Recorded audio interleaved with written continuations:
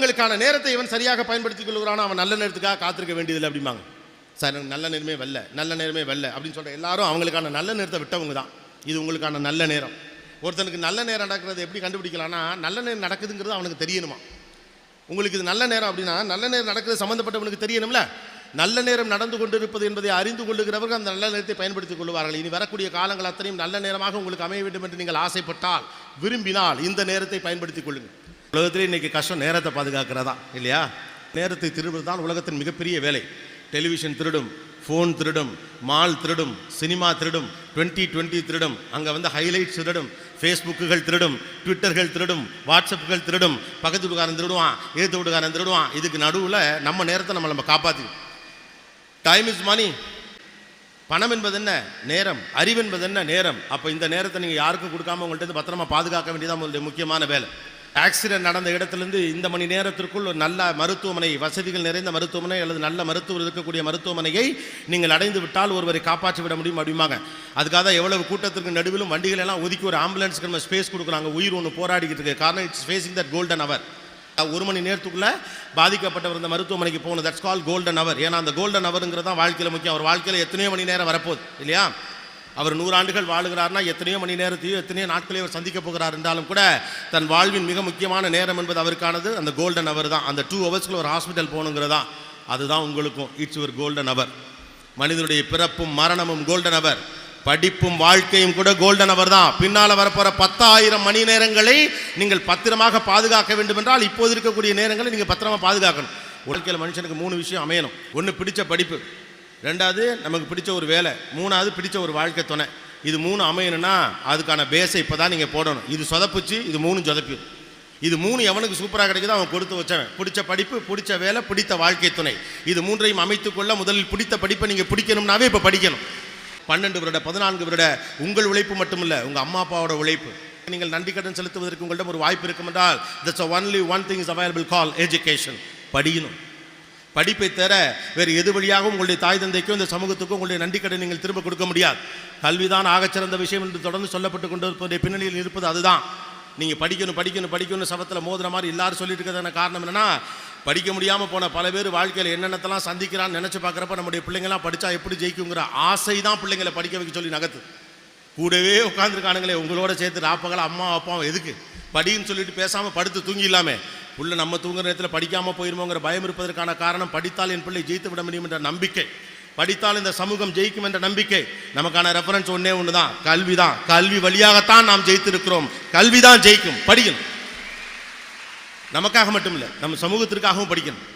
நம்ம நம்பி இருக்கக்கூடிய மனிதர்களுக்காகவும் படிக்கணும். விவியன் ரிச்சர்ட்ஸ் ஒருத்தர் இருப்பார், பார்த்துருக்கீங்களா? ரொம்ப ஸ்டைலிஷான ஒரு பிளேயர். இன்னைக்கு இருக்கக்கூடிய கூல் கேப்டன் தோனி நீங்கள் சொல்றீங்களே, அவங்க எல்லாருக்கும் அப்பனுக்கு அப்பா அவன் தான். பேசாமல் இருப்பான். உலகக்கோப்பையை ஜெயித்து விட்டு வெளியே வருகிற போதும் அப்படி தான் இருப்பார். உலகக்கோப்பையிலேருந்து இந்தியாவிடம் தோல்வியடைந்து வெளியே வரப்போ அப்படி தான் இருப்பார். ஒரு சிவிங்க மென்னுக்கிட்டே இருப்பார். அவரை பற்றி ஒரு டாக்குமெண்ட் இருக்கு, எனக்கு ரொம்ப பிடிச்ச ஒரு மனுஷன். அவர் விஷயம் சொல்கிறான், உலக நாடுகள் முழுவதற்கும் கிரிக்கெட் என்பது வெற்றி தோல்வி சம்பந்தப்பட்டது. ஆனால் எங்களை பொறுத்த வரைக்கும் இது தன்மானம் சம்பந்தப்பட்டது. காரணம், உலகெங்கும் ஆலைகளிலே வேலை பார்த்து கொண்டிருக்கக்கூடிய எங்களுடைய தொழிலாளர்கள் இன்று ஞாயிற்றுக்கிழமை இரவு நாங்கள் ஜெயித்தா தான் மறுநாள் காலையில் போய் அவன் கௌரவத்தோடு வேலை பார்க்க முடியும். பெருமையாக சொல்லிக்கொள்ள எங்களிடம் காசு பணம் இல்லை, பெருமையாக சொல்லிக்கொள்ள எங்களிடம் சொத்துக்கள் இல்லை, பெருமையாக சொல்லிக்கொள்ள நாங்கள் பணக்கார நாடு இல்லை. ஆனால் எங்கள் மனிதர்கள் பெருமையாக பேசிக்கொள்ள கிரிக்கெட் என்ற ஒன்றை மட்டும் நான் வைத்திருக்கிறேன். கிரிக்கெட் எனக்கு விளையாட்டு அல்ல, தவம் அப்படிங்கிறான். ஏன்? அவன் கவலையெல்லாம் அவன் ஜெயிக்கிறது கிடையாது. நாளைக்கு காலையில் ஆலைகளுக்கு வேலைகளுக்கு போகிறவங்கள்ட்ட என்னடா உங்கள் நாடு தோற்று போச்சுன்னு கேவலமாக பேசினா தலை குனிஞ்சு போவான். ஏற்கனவே தலை குனிஞ்சு வாழ்ந்துட்டு இருக்கக்கூடிய ஒரு நெருக்கடியில் இருக்கக்கூடியவனுக்கு அவன் கொடுக்குற கௌரவத்தின் பெயர் கிரிக்கெட். எல்லாரும் நான் சுவிங்கம்மை மென்னுக்கிட்டே இருக்கோம், நான் அரகண்டுன்னு என்ன சொல்கிறாங்க, நான் சுவிங்கம்மை மெண்டல, நான் என்ன மெல்றேன் அப்படின்னாங்க. தன்னை மென்று தன் சமூகத்தை ஜெயிக்க வைக்கணும்னு நினைக்கக்கூடிய தவிப்பு தான் விவியன் ரிச்சர்ட்ஸ். உன்னை மென்று சமூகத்தை வெல்ல வைக்க வேண்டும் என்பதுதான் உன் கல்வி. இந்த வயசில் அந்த குழப்பம் இருந்துகிட்டே இருக்கும். என்னென்னா, முக்கியமான தேர்வுகள் வரப்போ நம்ம வயசு குழப்பமான வயசாக எதை சூஸ் பண்ணுறதுன்னு எல்லா வாய்ப்பும் கண் முன்னால் இருக்க போது படின்னு வேற சொல்கிறாங்க. படிக்கிற வயசில் காதலிக்காத, படிக்கிற வயசில் தானே பரிச்சை வைக்கிறீங்க, பரிச்சை வைக்கிற வயசில் தான் காதலிக்க வருது, எல்லாம் ஒன்று சேர்ந்து குழப்பறோம். அப்போ என்ன முக்கியம்? What is your priority? லைஃப்பில் ரொம்ப கஷ்டமான விஷயம் எதை தேர்வு செய்வது என்பதுதான். ஏன்னா ஒன்றுமே இல்லாத காலகட்டத்தில் எதை தேர்வு செய்வதுங்கிற பிரச்சனையே இல்லை. ஒரு வெள்ளை சட்டையும் கருப்பு சட்டையும் இருந்தப்போ, பச்சை சட்டையும் சிவப்பு சட்டையும் மட்டும் இருந்தப்போ ஏதோ ஒன்று தேர்வு செஞ்சுட்டு போயிட்டே இருக்கலாம். ஆனால் இன்றைக்கு கண்முன்னால் 1000 டிஸ்ட்ராக்ஷன்ஸுக்கு நடுவில் வாழ்வில் எதை தேர்வு செய்வது என்ற குழப்பம் உங்களுக்கு வருவது எளிமையான இயல்பான ஒரு விஷயம்தான். ஆனால் அதை தாண்டி உங்களுக்கு ஒரு ஃபோக்கஸ் இருக்கும்னா உங்களுடைய ப்ரையாரிட்டி எதுன்னு தெரிஞ்சிடும். நான் இப்போ டிவி பார்க்கணுமா படிக்கணுமா, சினிமா பார்க்கணுமா படிக்கணுமா, ஃபேஸ்புக்கில் செத்த நேரம் மேயரேன்னு சொல்லிட்டு 6-7 மணி நேரம் அதிலே உட்காந்துருக்கணுமா, அடுத்தாருக்கான படிப்பை நான் படிக்கணுமா. எல்லார் கையிலேயும் ஒரு ஃபோன் இருக்குது. அந்த ஃபோனை உருவாக்கினவெல்லாம் படித்தவன் தான். ஒன்று புரிஞ்சுக்கணும், நீங்கள் ஃபோனை உருவாக்கினவன் படித்தவன் தான், டிவியை உருவாக்கினவன் படித்தவன் தான், இந்த உலகத்துடைய அத்தனை தொழில்நுட்பத்தையும் படித்து உருவாக்கினவன் படித்தவன் தான், உங்கள் நேரத்தை பிடுங்கி தின்கிற அத்தனையும் உருவாக்கினவன் ஒரு படித்தவன் தான். ஆனால் அந்த படித்தவன் ஒருத்தன் உருவாக்கினால அந்த படித்தவனை பற்றி கவலைப்படுங்க, கருவியை பற்றி கவலைப்படாதீங்க. நாளைக்கு நீங்கள் ஒன்றை உருவாக்கினா படித்தவனை பற்றி கவலைப்படணும், ஃபேஸ்புக்கை பற்றி கவலைப்படாதீங்க. திங்க் அபவுட் மார்க் ஜூக்கர்பர்க், த காய் who started is level very slow. ரொம்ப சாதாரணமான வந்தவன் எப்படி மேலே வந்தான்னு பாரு. ஏதோ ஒரு இடத்துல லைக்கு கிடைக்கிறது, நம்மளை அப்படி தான் மடக்கி வச்சிருக்கானுங்க. இப்போ நமக்கு அதுதான் நமக்கான பாடங்கள் ரொம்ப தவறாகவே பலகாலமாக சொல்லப்பட்டுக்கிட்டே இருக்குது. நான் ஒரு ஃபேஸ்புக்கில் ஒரு ஃபோட்டோ போட்டேன்னா எனக்கு 50 லைக் வந்தால் நான் பெரிய ஆள். நான் ட்விட்டரில் ஒரு போஸ்டிங் போட்டேன்னா 25 பேர் லைக் பண்ணிவிட்டா அது பெரிய ஆள். நான் வாட்ஸ்அப்பில் அனுப்ப ஃபார்வர்டாக 10 பேருக்கு அனுப்பிட்டாங்கன்னா நான் பெரிய ஆள். அது பெரிய ஆளா? அவன் பெரிய ஆளா? நமக்குன்னு ஒரு ட்விட்டர் ஹேண்டில் மாதிரி ஒரு அக்கௌண்ட்டை கிரியேட் பண்ணுற டெக்னாலஜியை கண்டுபிடிங்க, அப்போ தான் நீங்கள் பெரிய ஆள். ஃபேஸ்புக் மாதிரி ஒரு டெக்னாலஜியை கண்டுபிடிங்க, அப்போ தான் நீங்கள் பெரிய ஆள். கடைசி வரைக்கும் இவ்வளோ பெரிய மாபெரும் கூட்டத்தை வாடிக்கையாளர்களாகவே வைத்திருக்க இந்த தேசம் என்னென்னலாம் கூத்தடிக்குது. உலகத்துடைய பெரும் மக்கள் தேசம் இருக்கக்கூடிய நாடு. யோசிச்சு பாருங்கள், உலகம் முழுக்க ஒரு காலகட்டத்தில் இந்தியாவுடைய பிரச்சனையாக மக்கள் தொகையை சொல்லியது. இன்னைக்கு இந்தியாவுடைய பலமே இந்த மக்கள் தொகை தான். வீட்டுக்கு ஒருத்தன் சிங்கக்கூட்டி புலிக்கூட்டி மாதிரி உட்காந்துருக்கீங்க. ஆம்பளையும் பொம்பளையுமா அவ்வளவு பேர் உட்காந்துருக்கிறீங்க. இவ்வளவு பேர் படிக்கிறீங்க. உலகத்தில் இவ்வளோ பேர் படிக்கிற நாடே இல்லை. இவ்வளோ பேர் படிக்கவே மாட்டான். இவ்வளோ பேரை படிக்க வைக்கிற நாடும் கிடையாது. தனக்கு 3 வேளை சாப்பாடு இல்லைனாலும் கூட ஈர துணியை வயிற்றுல கட்டிக்கிட்டு இருக்க தங்கத்தை எல்லாம் அடமான வச்சு வீட்டை கடனில் விற்று பக்கத்து தெருக்கு போனால் கடங்காரன் கேட்பானேங்கிறதுக்காக சைக்கிளில் வேற வழியாக போய் பிள்ளைகளை படிக்க வைக்கிற அப்போ இருக்கிற தேசம் அற்புதமான தேசம் அது இந்த நாடு. இது உங்கள் அறிவில் வளர்ந்தது என்று நீங்கள் தீர்மானித்து விட முடியாது. இது தியாகம், ஒரு தந்தையின் தியாகம், ஒரு தாயின் தியாகம், உணவு கூட முழுமையாக ஏற்றுக்கொள்ளாத ஒரு தந்தையின் தியாகம். உங்கள் வீட்டு வாசலில் போய் பாருங்கள், கிடக்கிற செருப்பில் உங்கள் செருப்பு எது அப்பா செருப்புதுன்னு பார்க்குறப்பே தெரிஞ்சிடும். உங்கள் அலமாரியை தெரிஞ்சால் எந்த சட்டை அப்பா விட்டு எந்த சட்டை பிள்ளை விட்டுன்னு தெரிஞ்சிடும். கையில் 10,000 15,000 மாச சம்பளம் வாங்கிட்டு வெளியில் வரப்போ ஆசைப்பட்டதை வாங்கி கூட திங்கக்கூடாது, பிள்ளைக்கு ஒரு சட்டை எடுத்துட்டு நேராக கடைக்கு போகிற ஒரு அப்பா மனசுக்கு முன்னால் உங்கள் அறிவெல்லாம் ஒன்றும் இல்லை, நத்திங். உலகம் முழுக்க மற்றவர்கள் படிப்பதற்கும் நீங்கள் படிப்பதற்கும் இருக்கக்கூடிய அடிப்படை வித்தியாசம் என்பது தான். உலகத்தில் அவன் மட்டும் படிக்கிறான், இங்கே ஒரு ஊரே படிக்குது, வீடே படிக்குது, நாடே படிக்குது, எல்லாம் படிக்கிறான். படிப்பு தான் எல்லாம் செய்யும். அறிவு தான் அற்றம் காக்கும் கருவி என்று நம்முடைய தமிழர்கள் நம்பியதன் அடிப்படையில் தான் இவ்வளோ பேர் இங்கே வந்து உட்காந்துருக்கீங்க. போய் பாருங்கள், உலகம் முழுக்க எப்படி படிக்கிறான். நான் ஒரு காலேஜுடைய நிகழ்ச்சியில் இவ்வளோ பேர் வந்து உட்காந்துருக்கீங்க. அடுத்து என்ன படிக்கணுங்கிறத பற்றி தெரிஞ்சுக்கிறதுக்குன்னா படிப்பு தான் இங்கே எல்லாத்தையும் தீர்மானிக்குது. படிப்பு தான் ஏழ்மையை தாக்குச்சு, படிப்பு தான் ஏழ்மை இல்லாத சமுதாயத்தை உருவாக்குச்சு, படிப்பு தான் சமநிலை சமுதாயத்தை உருவாக்குச்சு. Education is a big thing, take it a seriousness. கல்வியின் வழியாக தான் இங்கு நடக்கக்கூடிய எல்லா மாற்றங்களையும் நிகழ்த்த முடியும் என்பதை எப்போது நீங்கள் நம்புகிறீர்களோ அப்போது கல்வி மீது உங்களுக்கு மரியாதை வரும். பாட புத்தகத்தை தாண்டி பயத்தை தாண்டி ஒரு முக்கியமான மனநிலை உங்களுக்கு வர வேண்டும் என்றால் கல்வி என்றால் என்னன்னு புரிஞ்சுக்கணும். உங்கள் வயதொத்த பலரும் இன்றைக்கு பள்ளிக்கூடத்துக்கு கூட வர முடியாமல் ஏதோ ஒரு நிலையில் பின்தங்கி நிற்கிறான்ல, அவனுக்கு சேர்த்து படிக்கிறதுக்கு பேர் படிப்பு. இந்த மாதிரி ஒரு காலேஜ் வாசலில் வெளியில் இப்படிலாம் ஒரு காலேஜில் நான்லாம் வந்து படிக்க முடியலன்னு வருத்தத்தோடு இந்த பகுதியை ஒருத்தர் கடந்து போனான்ல, அவனுக்கு சேர்ந்து படிக்கிறது தான் படிப்பு. படிப்பு பற்றிய உங்கள் பார்வை என்ன என்பது தான் படிப்பை தீர்மானிக்கிறது, உங்களுடைய தேவைகள் அல்ல.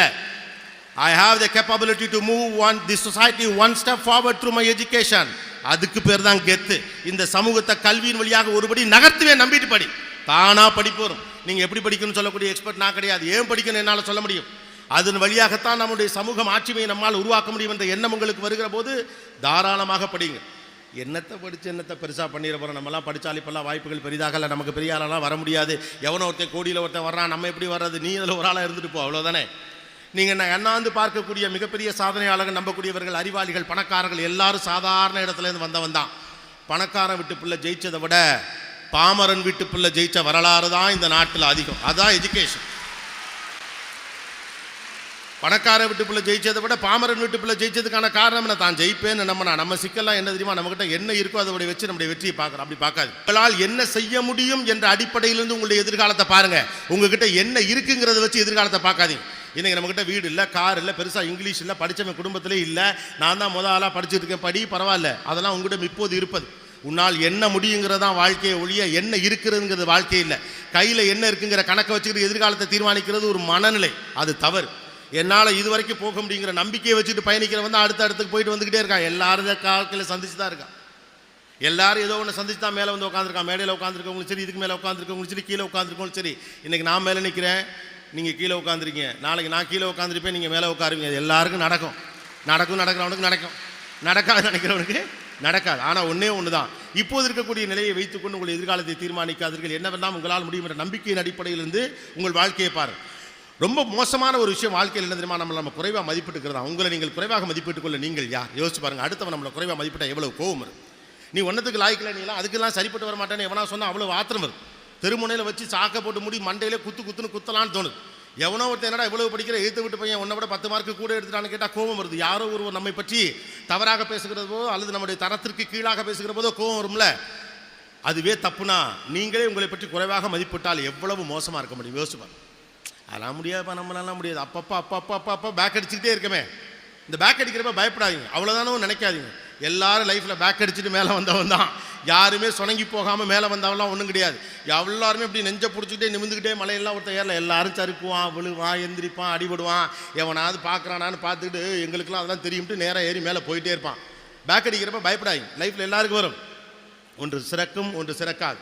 சிறக்கிறது நம்முடைய தான், சிறக்காது நம்முடைய தான். ஆனால் ஒன்றே ஒன்று மட்டும்தான், உங்களுடைய செல்ஃப் எஸ்டீமை தயவு செஞ்சு விட்டுக் கொடுக்காதீங்க. அடுத்தவர் நம்மை பற்றி குறை சொல்வது தவறென்றால் உங்களை பற்றி நீங்களும் குறைவான மதிப்பீடை வைத்திருப்பது என்பது தவறு தான். ஒரு 80 கிலோமீட்டர் வேகத்துக்கு உங்களால் ஒரு நாள் ஓட முடியும் அப்படின்னா, 1 மணி நேரத்தில் ஓட முடியும்னா எதுக்காக நீங்கள் 40 கிலோமீட்டர் வேகத்தில் ஓடணும்? உங்கள் திறனுக்கும் கடவுள் உங்களுக்கு கொடுத்துருக்கக்கூடிய அறிவுக்கும் இந்த சமூகம் உங்களுக்கு கொடுத்துருக்கக்கூடிய ஞானத்திற்கும் நீங்கள் பதில் சொல்லணுங்கிறதா. நீ என்பது நீ அல்ல, ஒரு சமூகம். நான் என்பது நான் அல்ல, ஒரு சமூகம். நாம் எல்லோரும் சேர்ந்தது இந்த சமூகம். சமூகமாக எஜுகேஷனை பாருங்கள். எவ்வளவோ பேருக்கு எத்தனையோ வாய்ப்புகள் கிடைக்கலன்னு உள்ளுக்குள்ள உங்களுக்குலாம் கோபம் இருக்குல்ல, அந்த கோபத்திற்கான பதில் எங்கிருந்து கிடைக்கும்? கல்வியிலேருந்து தான் கிடைக்கும். எல்லோருக்கும் அரசியல் நியாயம் வேணும் நீங்கள் ஆசைப்படுறீங்களா? அதுக்கான பதில் எங்கேருந்து கிடைக்கும்? எஜுகேஷன்லேருந்து தான் கிடைக்கும். கல்விதான் சமூக பாதைகளை உருவாக்கும். நான் வளர்ந்துருக்கேன், இந்த மாதிரி 4 பேரை வளர்த்துணுங்கிற எண்ணம் எப்படி கிடைக்கும்? ஜெயிச்சாதான் கிடைக்கும். நீ ஜெயிக்கிறதுக்கு இல்லை, ஒரு சமூகம் ஜெயிக்கிறது, ஒரு சமூகம் ஜெயிப்பதற்கு. அப்போ எஜுகேஷன் நீங்கள் எவ்வளோ சின்னதாக பார்க்குறோன்னு ஒன்று இருக்குல்ல. 12th ஸ்டாண்டர்ட் எக்ஸாமினேஷன், நிறையா மார்க்ஸ், அதுக்கப்புறம் ஒரு காலேஜ் இல்லை. 12ஆம் வகுப்பு வாழ்க்கையை தீர்மானிப்பது, சமூகத்தை தீர்மானிப்பது. இதன் வழியாக பெறக்கூடிய அறிவின் வழியாக என் சமூகத்தை வழி நடத்துவது. அவ்வளோதான். இதுக்குள்ள தான் எல்லா தலைவர்களும் உட்காந்துருக்கீங்க இல்லையா?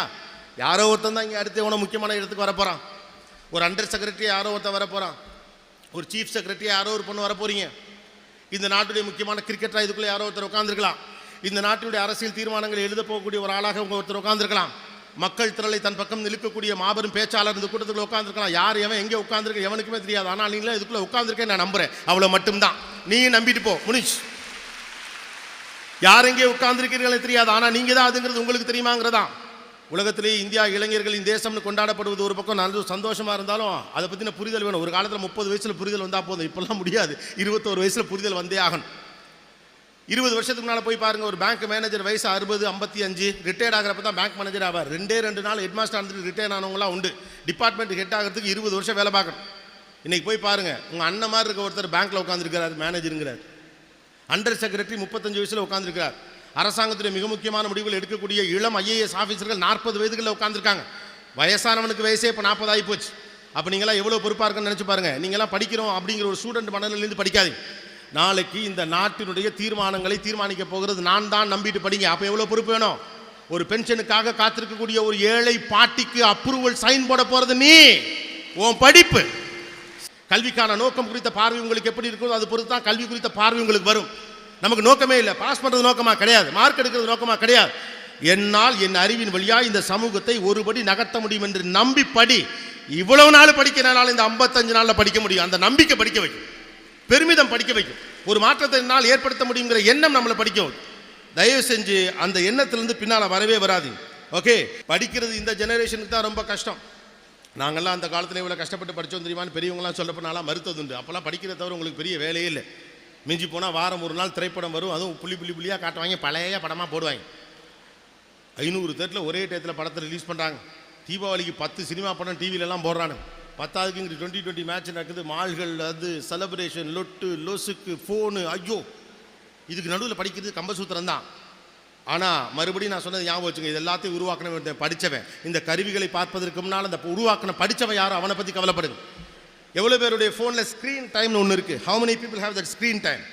ஸோ iOS வச்சுருக்கீங்க பாருங்கள். இப்போவே iOS ஃபோன் வீட்டில் வாங்கி கொடுத்துருக்காங்க. இல்லை 45,000 ரூபாய்க்கு படிக்கிற பிள்ளைக்கு ஃபோன் வாங்கி கொடுத்துருக்கு வீடு. அப்போ இந்த உலகம் கொண்டாடுவது இப்போ பிள்ளைகளை தான் இல்லையா? யோசிச்சு பாருங்கள். என் சட்டை 2000 ரூபா அப்படின்னா என் பொண்ணுக்கு நான் சட்டம் வாங்கினா 2500 வாங்குறான். ஒரு அப்பா அதை வாங்கி கொடுக்க தயாராக இருக்கான். பிள்ளைகளை கொண்டாடுகிறது இந்த உலகம். 25 வருஷத்துக்கு முன்னால் இப்படி கிடையாது. உங்களை கொண்டாடுது இந்த உலகம். உங்களுக்காகத்தான் எல்லாமும். உங்களுக்கு பிடித்த மாதிரி வசதியான வீடுகள், உங்களுக்கு பிடித்த மாதிரியான உடைகள், உங்களுக்கு பிடித்த மாதிரியான பள்ளிக்கூடங்கள், உங்களுக்கு பிடித்த மாதிரியான என்டர்டெயின்மெண்ட், உங்களுக்கு பிடித்த மாதிரியான விளையாட்டு சாமான்கள், லொசுக்கு நீங்கள் ஆசாசையை கேட்குற அத்தனையும் கண்ணாடி ஃப்ரேமு விலை 400 ரூபாயில் தொடங்குது. புள்ள கேட்குதுன்னு 4000 ரூபாய்க்கு ஒரு அப்பா வாங்கி கொடுக்குறார். ஏன்? புள்ள ஆசைப்படுது. நீங்கள் போடுற கண்ணாடி ஃப்ரேம்லேருந்து நீங்கள் வேர் பண்ணுற ஷூஸ் வரைக்கும், லோஃபர்ஸ்லேருந்து ட்ரெஸ்ஸுலேருந்து பேண்ட் ஷர்ட் வரைக்கும் பிள்ளைகளுக்கான உலகமாக இருக்குது. ஒரு iOSல இருக்குது, ஆனால் அப்ளிகேஷன்லேயே இருக்குது. உங்கள் ஸ்க்ரீன் டைம் நீங்கள் கண்டுபிடிக்க முடியும். ஆண்ட்ராய்ட் ஃபோன் வச்சுருந்தாலும் நினைக்கிறேன், அது இன்ஸ்டால் பண்ணிக்கோங்க. ஒரு நாளைக்கு நீங்கள் அந்த செல்ஃபோனை எவ்வளவு நேரம் பயன்படுத்துகிட்டு தயவு செய்து செக் பண்ணி பாருங்கள். iOS வச்சுருக்கவங்க போயிட்டு ஸ்க்ரீனை இப்படி ஸ்க்ரால் பண்ணி பார்த்தீங்கன்னா எவ்வளவு நேரம் நீங்கள் அந்த ஃபோனில் இருந்தீங்கிறது உங்களுக்கு தெரியும். ஒரு காலகட்டத்தில் தொழில்நுட்பத்தை பயன்படுத்தக்கூடிய, அதாவது இன்டர்நெட்டையோ அல்லது கம்ப்யூட்டர் முன்னாலே உட்கார்ந்துருக்கக்கூடியவர்களுடைய ஆவரேஜ் என்பது 4 மணி நேரம், இன்றைக்கி 7.5 மணி நேரம். And average Indian spends at least 7.5 hours in a day. யோசிச்சு பாருங்கள், ஒரு நாளைக்கு இருக்கிற 24 மணி நேரத்தில் சோஷியல் மீடியாவுக்குள்ளேயும் வாட்ஸ்அப்புக்குள்ளேயும் அல்லது இன்ன பிற இத்தியாதி விஷயங்களை விவகாரங்களை மட்டுமே 7.5 மணி நேரம் போகும் என்றால் படிப்பதற்கு எங்கிருந்து நேரம் இருக்கும்? My personal request to you people, at least for the next 55 days நீங்கள் படிக்க உட்காரும்போது ஃபோனை ஆஃப் பண்ணிவிடுங்க. அது ஆன்லேயே இருக்கும். நான் தெரிஞ்சிச்சு போய் பார்த்துட்டு வருவேன்னு தயவு செஞ்சு ட்ரை பண்ணாதீங்க. It won't work. ஏன்னா அது உள்ளே போனாலும் திரும்ப வெளியே வர முடியாத உலகம் இல்லையா? வாட்ஸ்அப்பை பார்க்க போனால் அப்படியே கூகுளை ஒரு தடவை பார்த்துருவோம், அப்படியே ட்விட்டரை ஒரு தடவை பார்த்துருவோம், அப்படியே ஃபேஸ்புக் ஒரு தடவை பார்த்துருவோம், ஹலோவில் போய் ஒரு கமெண்ட்டை போட்டுட்டு வந்துடுவோம், அப்படியே ஃப்ரெண்டுக்கு ஒரு ஃபோனை பண்ணிடணும், அப்படியே பண்ணால் 2 hours ஆகிடும். ஸோ படிக்க உட்காரும் போதாவது குறைந்தபட்சம் ஃபோனை ஆஃப் பண்ண பழகுங்கள். அடுத்த 55 நாட்களுக்கு, ஏன்னா எல்லார் கையிலையும் ஃபோன் இருக்கு. ரெண்டாவது, சோஷியல் மீடியா போஸ்டிங்கை கொஞ்சம் நாளைக்கு நிறுத்தி வைங்க. நீங்கள் செய்து கொண்டிருப்பதை இந்த உலகம் அறிந்து கொள்ள வேண்டும் என்ற எந்த அவசியமும் இல்லை. நீங்கள் செய்து கொண்டிருப்பதை பார்க்க வேண்டும் என்று இந்த உலகம் காத்திருக்கவும் இல்லை. அவனுக்கு வேலை இருக்கு. நான் படித்தேன், படிக்கவில்லை, today is a bad day, today I couldn't do anything. அம்மாட்ட சொல்லுங்கள், ஃப்ரெண்டுக்கிட்ட சொல்லுங்கள், ஊருக்கே சொல்லுமா என்ன? ஸ்டேட்டஸில் போட்டு அதுக்கு ஒரு டைம் எடுத்து அதுக்கு ஒரு 10 நிமிஷம் டைம் ஸ்பெண்ட் பண்ணி this day is a bad day. எளவா போதுங்கிறத என்னத்துக்கு ஊருக்கு சொல்லணும்னு கேட்குறேன் நான். when it is going something எளவு, it will be with you. உங்கள் கூட வச்சுங்க. தயவு செய்து சோஷியல் மீடியா வழியாக இருக்கக்கூடிய நேர செலவினங்களை இந்த காலகட்டத்தில் குறைத்துக் கொள்ளுங்கள். 2. 3வது, நீங்கள் ஒரு ஃபோட்டோவோ நல்லதோ கெட்டதோ போட்டு கீழே ஒரு பேட் கமெண்ட் வந்தால் அதனால் ஏற்பட போகிற மனச்சிக்கல்களுக்கு 1 மணி நேரம் போகுமா? உங்களை அவன் திட்ட, அவனை நீங்கள் திட்ட, மறுபடி மாறி திட்ட, குடும்பமாக திட்ட, சேர்ந்து திட்ட, இதில் ஒரு 2-3 மணி நேரம் போகுமா? அல்லது நம்மளால் திட்ட முடியலங்கிற மனக்கவலையில் 1 மணி நேரம் போகுமா? உங்களுக்கு பிடிச்ச படங்களை போட்டுக்கோங்க. ஒரு கவனமான சரியான புகைப்படங்களோ அல்லது சரியான கருத்துக்களோ தெரிவிங்க. நான் வேணான்னு சொல்லலை, அது ஒரு ஜனநாயகம். தொழில்நுட்பம் வந்து எப்பொழுதுமே ஜனநாயகம் தான். சாமானியனுடைய கருத்துக்களை வெளிப்படுத்துவதற்கு சமூக வெளி பார்வையாக இருப்பது தான் இன்றைக்கு இருக்கக்கூடிய சமூக ஊடகங்கள். பட் ஆனால் அதுக்கான நேரத்தை பிடிங்கி திங்குதுன்னா please be aware of it. உங்கள்கிட்ட ஒரு 5-6 முக்கியமான விஷயம் நான் ஷேர் பண்ணணும்னு நினைக்கல. பாயிண்ட் நம்பர் 1, முடிந்தவரை சீக்கிரமாக எழுந்து கொள்ளுங்கள். இதுவரை அப்படி எழுதுனால் பரவாயில்ல. அதிகாலையில் எழ வேண்டும் என்று எப்போதும் அட்வொகேட் பண்ணுறவன் கிடையாது. தூக்கம் வரப்போ தூங்குங்கன்னு சொல்கிற டைப்பு தான். ஆனால் குறைந்தபட்சம் பரீட்சை நேரத்திலே அதிகாலையில் எழுந்து கொள்ளுங்கள். எனக்கு ஒரு பெரும் அரசியல் தவிர அவரை பேட்டி எடுத்தப்போ அவர் சொன்னார், லைஃப்பில் நீ ஒன்று மட்டும் ஞாபகம் வச்சுக்க, சீக்கிரமாக எழுந்திரிச்சுன்னா 9 மணிக்குள்ளே நீ செய்ய வேண்டிய வேலையில் பாதி வேலை முடிஞ்சிடும். 9 மணிக்கு பிறகான நாள் உனக்கு போனஸ். யோசிச்சு பாருங்கள், ஒரு நாளை வந்து உங்களுக்கு 1.5 நாளாக கிடைக்கும் என்றால் அதை விட வெற்றி ஒன்றுமே கிடையாது. Why Dhoni is a successful கேப்டனுங்கிறதுக்கு ஒன்று சொல்லுவாங்க. 1.5 ரன்கள் எல்லாத்தையும் 2 ரன்னாக மாற்றுவான். That is why Dhoni is a successful captain. 1.5 ரன்னா புஷ் பண்ணி 2 ரன்னாக மாற்றுவான். 1.5 ரன்னை 2 ரன்னாக மாற்றிடுவான். நம்ம 1.5 ரன்னை 1 ரன்னாக மாற்றிடுவோம். வேணாம் போனால் ரன் அவுட் ஆக்கி ஊற்றுவாங்க. கமான் அப்படின்ட்டு 2வது ரன் ஓடுவான். 6 பாலுக்கு 2 ரன்னு தோனி ஒன்று வரலாறெல்லாம் நிறையா உண்டு. 6 பாலுக்கு 2 ரன் ஓடுவான். 4 4 3 4 அடிக்க வேண்டிய இடத்துல நின்று 2 ரன்னாக அடித்து 6x2 12 ரன் ரேட் வச்சுட்டு போயிடுவாப்ல அந்த ஓவர். ஸோ முடிந்தவரை காலை சீக்கிரமாக எழுவதற்கு முயற்சி செய்யுங்கள். காரணம், காலையிலிருந்து 9 மணிக்குள்ளாக நீங்கள் படிக்க வேண்டிய விஷயங்கள், பிளான் பண்ண வேண்டிய விஷயங்களை உங்களால் எளிதாக செய்துவிட முடியும். அல்ல என்றால் அந்த முழு நாள் முழுக்க டயர்ட்லேயே போகும். அப்போ சீக்கிரம் எழுந்திரிக்கன்னா சீக்கிரம் தூங்கணும். ரைட்டு தானே? ஏன்னா நீங்கள் சீக்கிரம் எந்திரிக்க விட ரொம்ப முக்கியம். குறைந்தபட்சம் 6 மணி நேரம் தூங்குங்கள். மருத்துவ உலகம் அதைத்தான் சொல்லுங்கள். 6 மணி நேரம் குறைஞ்சபட்சம் நீங்கள் தூங்கலைன்னா அரை தூக்கத்தில் அனைத்தையும் படிப்பதை விட தெளிவாக அரை மணி நேரம் படியுங்கள், போதுமானது. நான் சின்ன வயசில் இருக்கப்போ ஒய்எஸ்ஆர்னு ஒருத்தர் இருப்பார். கொஞ்சமாக படி, புரிஞ்சு படி, தெளிவாக படி அப்படி. அப்போது உங்களுக்கு மைண்டு ஃப்ரீயாக இருந்துன்னா நீங்கள் கொஞ்சமாக படித்தாலும் புரிஞ்சிடும். ஒரே விஷயத்தை அரை தூக்கத்தில் 10 தடவை படித்து பாதி புரியாமல் கடைசியில் பரீட்சை பேப்பரை பார்த்து கோட்டை வர்றதுக்கு பதிலாக நல்லா தூங்கி ஒழுங்காக எழுந்திரிச்சு 1 மணி நேரத்தில் சரியாக படித்து சரியாக போய் ப்ரெசென்ட் பண்ணுறதுக்கு ட்ரை பண்ணுங்கள். நான் கடினமான உழைப்பாளி, இரவு நேரம் எல்லாம் கடினமாக உழைப்பேன். பரீட்சை என்றாலே தூங்காமல் படிக்க வேண்டும் என்று என்னுடைய வீட்டில் சொல்லிக் கொடுத்துருக்கிறார்கள். இரவு நேரத்தில் தூங்காமல் உழைத்தவன் தான் பகல் நேரத்தில் வெற்றி அடைய முடியும். போங்கு, பொய், தூங்கு. படிக்கணும்னு நினச்சா தூங்கிடு, தூங்கினே இருக்காது. இதுதான் வாய்ப்புன்னு தூங்கிக்கிட்டே இருக்காது. காதில் பாட்டு போட்டுக்கிட்டு தூங்காதீங்க. காரணம், உங்கள் மூளை ஓய்வு எடுக்கணும். இப்போ பெரிய சிக்கல் அதுதான். ஏன் நம்மளால் நார்மல் விஷயத்தை மண்டைக்குள்ளே போட்டு உருட்ட முடியலங்கிறதுக்கான காரணம் என்னன்னா, எல்லா நேரத்திலையும் மூளைக்கு வேலை கொடுத்துக்கிட்டே இருக்கீங்க. அது சப்கான்ஷியஸ் மைண்டில் வேலை பார்த்துக்கிட்டே இருக்கு. தூங்குறப்ப இயர்ஃபோனில் பாட்டு கேட்டுக்கிட்டே அப்படியே கேட்குறது. மூளை ரிசீவ் பண்ணல. யோசிச்சு பாருங்கள், எதுக்காக நீங்கள் பல நேரங்களில் ஒரு வைஃபை இதை ஆஃப் பண்ணி வைக்கிறீங்க அல்லது நெட் ஆஃப் பண்ணி வைக்கிறோம். நெட்டு ஓடிக்கிட்டே இருந்தால் அது சர்ச் பண்ணிக்கிட்டே இருக்கும் இல்லையா ஃபோனில், அது பேட்டரியை தின்னுக்கிட்டே இருக்கும். அதே தான் மூளை பண்ணிகிட்டு இருக்கோம். மூளை தான் உலகத்தின் மிகப்பெரிய சர்ச் இன்ஜின். அதுதான் எல்லாத்தையும் தேடிக்கிட்டே இருக்கும். நீங்கள் பாட்டுக்கு உட்காந்து காதில் பாட்டை போட்டுக்கிட்டு அப்படியே எங்களுக்கு வந்து பாடல் கேட்டால் தான் தூக்கம் வரும். எவன் சொன்னாதான் உங்களுக்கு தூக்கம் வந்தால் தூக்கம் வரும், அவ்வளோதான். அப்படியே மூளை அப்படியே ஓடிட்டே தான் இருக்கும். மூளை ப்ராசஸ் பண்ணிகிட்டே இருக்கும். மூளை டயர்டாக இருக்கும். தூங்கி எழுந்திரிச்சா உடம்பு வலிக்குது. ஏன்? நைட்டு முழுக்க மூளை வேலை பார்த்துருக்கு. நிம்மதியாக தூங்க பாரு. நல்லா தூங்குங்க. நல்லா தூங்குங்கிறது இன்னொரு வடிவம் தான். நல்லா படிங்க. முடிந்தவரை காலையில் சீக்கிரமாக எழுங்கள். முடிந்தவரை இரவு சீக்கிரமாக தூங்க போங்கள். குறைந்தபட்சம் 6 மணி நேரம் தூங்குங்கள். அயர்ந்து தூங்குங்கள். பாட்டு கேட்காதீர்கள். ஓகே. படிக்கும்போது தயவுசெய்து, நான் ஏற்கனவே சொன்னதான், படிக்கும்போது தயவுசெய்து ஃபோன் ஆஃப் பண்ணி வைங்க. சைலண்ட் மோடில் வச்சுருக்கேன், பக்கத்தில் வச்சுக்கிறேன், வேணுங்கிறப்ப மட்டும் எடுத்து பார்த்துக்குவேன், எடுத்து பார்த்துக்குவேன் தயவுசெய்து சொல்லாதீங்க. காரணம் it is not that easy. பண்ண முடியல, கஷ்டமாக இருக்குது. தயவுசெய்து பழகுங்க. கருவிகள் நம்மை ஆளக்கூடிய காலத்தில் அதிலிருந்து விலகி இருப்பது எப்படி என்று பழகுங்க. கருவிகள் உங்களை ரூல் பண்ணுறதை விட நீங்கள் பொருட்களை எப்படி கையாளணுங்கிறது குறித்து பழகுங்க. நீங்கள் பழகிறத வச்சு தான் நெக்ஸ்ட் ஜென்ரேஷனுக்கு அதை பாஸ் ஆன் பண்ண முடியும். No earphones, no songs, clear sound, அமைதியாக இருங்க, நிம்மதியாக தூங்க பாருங்க. ஓகே. நான் அப்புறம் ரொம்ப முக்கியமானது, படிக்கலேன்னு பொய் சொல்லாது. ஃப்ரெண்ட்ஸ் கேட்டால் படிக்கலேன்னு பொய் சொல்லாதீங்க, ரொம்ப தப்பது. படிக்கலைன்னு சொன்னீங்கன்னா நீங்கள் எதை படிக்கலைன்னு சொன்னீங்களோ அது உங்கள் மைண்டில் படிக்கலேனே பதிவாகும். படித்தது மறந்து போய் தொலையும். ரைட்டா? அவன் தோற்று நீங்கள் ஜெயிக்கணுங்கிற அவசியம் இல்லை. இந்த சப்ஜெக்ட் படிச்சுட்டியான்னு கேட்டால் நான் படிச்சுட்டேன், நீயும் படின்னு சொல்லுங்கள். அவங்களுக்கும் சொல்லிக் கொடுக்க ட்ரை பண்ணுங்கள். சொல்லிக் கொடுப்பதன் வழியாகத்தான் நீங்கள் கூடுதலாகவே படிக்க முடியும். வாழ்க்கையில் மிகப்பெரிய படிப்பது தெரியுமா? பொய் சொல்லக்கூடாதுங்கிறது தான். நீங்கள் மார்க் எடுக்கிறதுக்காகவும் தேர்வில் ஜெயிக்கிறதுக்காகவும் பொய் சொன்னீங்க, நீங்கள் என்ன படித்தாலும் புண்ணியம். பூரா பயிலும் பெயில். பொய் சொல்லாத, திருடாத, பொறாமப்படாத, அடுத்தவன் பொருளுக்கு ஆசைப்படாதங்கிறதா வாழ்க்கையோட முதல் படிப்பு. ஆனால் தேர்வு என்ற போட்டிக்குள்ளே வந்த பிறகு படித்த 10 வருடம் உங்களோடு பழகிய நண்பனிடம் பொய் சொல்ல உங்களுக்கு எப்படி மனசு வருது? நான் படிக்கவே இல்லைடா, படிக்கவே இல்லடின்னு சொல்லிங்களே, அது எவ்வளோ பெரிய பாவம் இல்லையா? வெற்றியை நீங்கள் எப்போது எப்படி நம்ம நினச்சிக்கிறோம்னா, யாரோ ஒருவரை தோற்கடிப்பதன் பெயர் வெற்றி நினைக்கிறீர்கள். கிடையாது. எல்லோருமாக சேர்ந்து ஜெயிப்பது தான் வெற்றி. அடுத்தவனை தோற்கடிக்கிறது வெற்றி. யார் ஜெயிச்சா நம்ம ஜெயிச்சே தான். சேர்ந்து ஜெயிங்க. யாரோ ஒருத்தனை ஜெயிக்கிறதுனா கஷ்டம். நானே ஜெயிக்கிறதுக்கு படிக்கிறேன், எனக்கு சந்தோஷம் இல்லையா? அவன் தோத்தா தான் நான் ஜெயிப்பேன்னா அவன் என்னுடைய வெற்றி என்பது இன்னொருடைய கட்டுப்பாட்டுக்குள்ளே இருக்கிறது. அப்படி பார்க்கிற போது அடுத்தவுடைய தோல்வியின் வழியாகத்தான் வெற்றி அடைய வேண்டும் நினைக்காதீர்கள். தயவு செய்து படித்தா படித்தேன்னு சொல்லுங்கள், படிக்கலைன்னா படிக்கலைன்னு சொல்லுங்கள். நான் படிக்கலைன்னு சொன்னால் நீ இதை படி, உனக்கு பரீட்சைக்கு வர வாய்ப்பு இருக்குன்னா சொல்லிக் கொடுங்க, தப்பு இல்லை. அடுத்தவனுக்கு சொல்லிக் கொடுக்குறவன் என்றைக்குமே ஜெயிப்பான். சொல்லிக் கொடுங்க. அது என்ன அவ்வளோ ஏமாத்து வேலை? 15 வருடமாக அவங்களோட பழகிற ஒரு நண்பரை, 10 வருஷமாக அவங்களோட பழகிற நண்பரை கேவலம் 10 மார்க்குக்காக நீங்கள் தள்ளி வைப்பீங்கன்னா இந்த படிப்பு சாகட்டும். That's not the purpose of education. நீ 4 மார்க்கு கம்மியாயிடு, தப்பு இல்லை. ஆனால் நண்பன்கிட்ட பொய் சொல்லாது. நாளைக்கு மனிதர்கள் உங்களுக்கு எப்படி கிடைப்பாங்க? கல்வியின் பெரு நோக்கமே பொய் சொல்லக்கூடாதுங்கிறது தான். உங்களுக்கு உண்டானது உங்களுக்கு தான். உங்களுக்குன்னு விதிச்சதா ஒரு பயில உங்கள்கிட்ட இருந்து பிடுங்கிட்டே போக முடியாது. நீங்கள் கொடுத்தாலே ஒழிய உங்களுக்கானது உங்களுக்கு தான். Don't get confuse. இந்தியாவுடைய மாணவர்கள் மிகப்பெரிய சிக்கல் என்று 3 விஷயத்தை சொல்கிறாங்க. ஒன்று கேர்லெஸ்னஸ், 2வது போஸ்ட்போன் பண்ணுறது, 3வது லாங் அட்டென்ஷன் ஸ்பேன் அப்படின்னு சொல்கிறான். தொடர்ச்சியாக படிப்பது. 5 நிமிஷம் படித்தோடனே தண்ணி குடிக்கணும், 10 நிமிஷம் முடித்தோடனே பென்சில் எடுக்கணும், 15 நிமிஷம் கொடுத்தோடனே ஒரு பாட்டு பார்க்கணும், 20 நிமிஷம் முடித்தோடனே ஒரு சாங்கு கேட்கணும், 25 நிமிஷம் முடித்தோடனே மொட்டை மாடியில் காற்று வாங்க வேண்டும். படிப்பு ஒன்றும் அவ்வளோ கஷ்டமான விஷயம்லாம் இல்லை. படிக்கிறதுக்கு வாய்ப்பே இல்லாத பிள்ளைகள்கிட்ட போய் கேட்டு பாருங்கள். படிப்புங்கிறது கஷ்டம் இல்லை, படிப்பு என்பது ஆனந்தம். Education celebration. வாழ்வில் உங்களுக்கு அனைத்தையும் தரப்போகிற ஒரு விஷயத்தை கொண்டாடவில்லை என்றால் எதை போய் கொண்டாட போகிறீர்கள்? ஒரு நண்பன் வருவது மகிழ்ச்சி அளிக்கிறது, ஒரு சினிமா திரைப்படம் மகிழ்ச்சி அளிக்கிறது, தீபாவளிக்கு வரப்போகிற சிறப்பு படம் மகிழ்ச்சி அளிக்கிறது, கொஞ்ச நேரம் ஃபேஸ்புக்கில் உட்கார்றது மகிழ்ச்சி அளிக்கிறது. வாழ்க்கை முழுக்க உங்களுக்கு நம்பிக்கையை தரப்போகிற படிப்பு உங்களுக்கு மகிழ்ச்சியை தரவில்லை என்றால் வாழ்க்கை என்ன? உங்களுக்கு அதான் எல்லாத்தையும் தரப்போகுது. மகிழ்ச்சியை தான் தரப்போது, தன்னம்பிக்கையை தான் தரப்போது, பணத்தை தான் தரப்போது, உறவை தான் தரப்போது, அரசியல் மாற்றத்திற்கான அறிவு அது தான் தரப்போது, அல்லது சமூக மாற்றத்துக்கான அறிவு அதை தரப்போது, தப்பு பண்ணுறவனை தட்டி கேட்கணுங்கிற எண்ணத்தை அதுதான் தரப்போது, சமூக நீதி அதுதான் தரப்போது. அதைத்தான் நீ கொண்டாடணும். Education is celebration, celebrated, that's it. அதை செலிப்ரேஷனாக பாருங்கள், தண்டனையாக பார்க்காது. திரும்பி படிப்பு தான் நம்முடைய வாழ்க்கை நகத்திற்கு. படிப்பின் வழியாகத்தான் நம்மால் உய்ய முடியும் என்று நம்புங்கள். உங்களுக்கு மட்டுமல்ல, இந்த சமூகத்துக்கும் சேர்ந்து படியுங்கள். உங்களை பார்த்து இந்த 4 பேர் படித்து ஜெயிக்க முடியுங்கிற நம்பிக்கையை நீங்கள் உருவாக்க. the biggest idea of the life is to become inspiration. அடுத்தவனுக்கு ஒரு இன்ஸ்பிரேஷனாக மாறுங்க.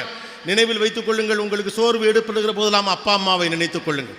வாழ்க்கை முழுக்க கடன்பட்டு கஷ்டப்பட்டு இந்த பிள்ளைங்களுக்காக எல்லாம் பண்ணி இந்த பிள்ளைங்க எதிர்காலத்தில் நாம் பட்ட கஷ்டத்தை படக்கூடாதுன்னு வாழ்வினுடைய 40% 60% உங்களுக்காக கொடுத்து கடைசியிலே வாழாமல் செத்து போகிற ஒரு தாயும் தந்தையும் அந்த தியாகத்தை நினையுங்கள்.